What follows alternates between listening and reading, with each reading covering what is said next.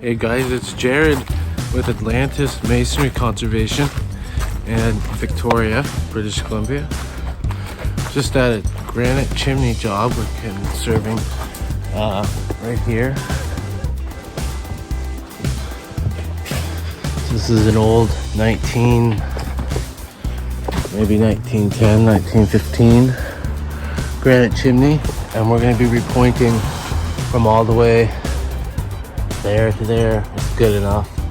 We're removing all of the mortar, and we're going up on the roof. I'll show you that in a bit, but right now I just want to show you guys what kind of mortar we're going to be using for the job. We're going to go a little heavier on the Portland today, but we got our hydrated lime and our fly ash, and we're going to put a little extra Portland because this is granite. Remember, when it's a harder stone like granite, we don't need to worry about as much as the deterioration of the brick or the softer stone. So that's what we're going to do. We're going to make up a little batch here and then send it up. So basically, this is going to be a 4-part mortar. Part 1 is the fly ash. Part 2, the lime, or the hydrated lime, or you could use different types of lime, the Portland, and the sand. I'm going to start with 1, 2, 3, 4, 5, 6, 7, 8, 9, 10, 11, 12. And 12. Yeah, you can substitute that for shovels too. So 12. So then we're going to go 2 to 1. So 3, 2, 4,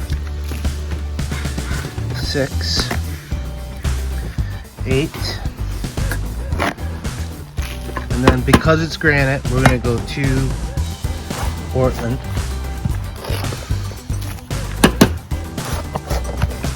Because if we were using, like, we were doing brick or sandstone, so that's a 2 to 1. And then we're just gonna go 1 big fly ash. So that's it. We're gonna use water. I mix up a little bit with just dry. There's a fine line. Too little, too much.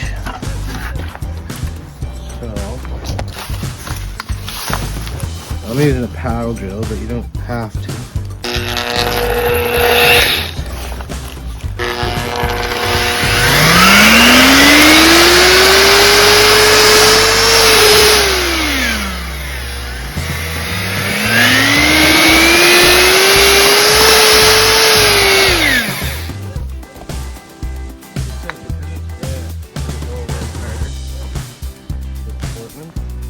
Now normally, if you're just using mostly lime or fly ash, you can keep reusing it for mortar the next day. So you can make a bunch, send it up your scaffolding, and keep using it. But because we're adding the Portland, it's gonna go off. It's gonna get harder. So I wouldn't recommend it.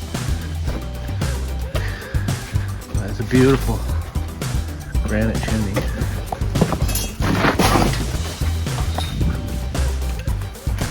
Beautiful, goes all the way up. So we're just repointing from there. We got our outriggers, and then we'll go up there the next segment. Go up on the scaffolding, get my mortar made up, a little dry. So then I've hosed it all down. Luckily I have a hose up here. And the other day I came in and I took everything out, and then I just used wedges to hold it all up. You can see right through there. I mean, some of it is still pretty good. I'm not gonna. But I mean, if you really want to do a proper repoint, especially on these old granite or stone chimneys, this is the best way, I think. And then you don't have to rebuild it, and I keep the heritage of what the original guy did. A couple tools we're going to be using. We're going to use some slickers. We got a bigger one and a little one. I got this little pie thing. I like this one a lot.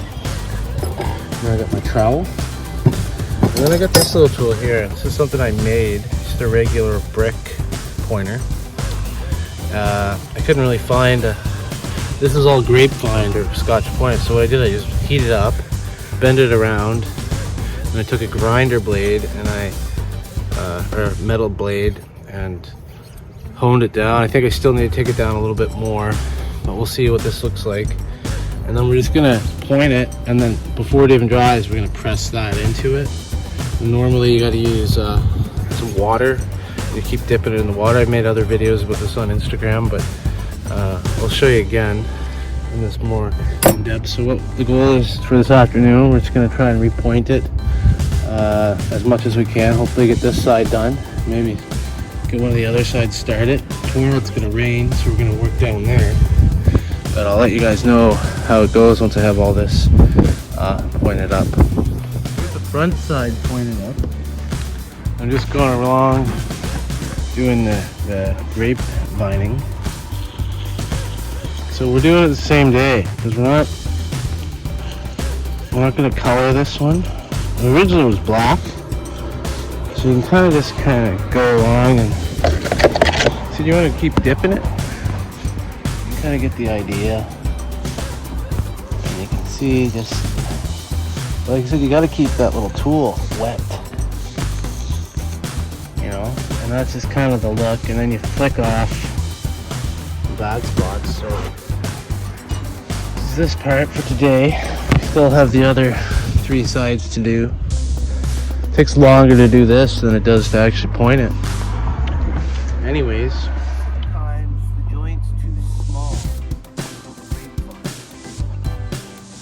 A lot of these old stone buildings, sometimes they just put the stone right on the stone, and then so what we do with that situation, and right here I have this problem.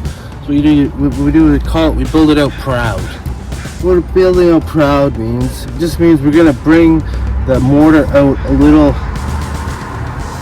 closer to the edge, so then we can get our line, right? Because otherwise, you wouldn't be able to get a line like that in there. So that's what we do. We build it out proud. We're gonna have to build it out proud right here. So yeah, that's kind of the little trick of that. It's just to disguise. You can see we're the mortar's a little off. So what I'll do with it, I'll just kind of run over the new mortar just to kind of blend that in. Be a little less potash. That's okay.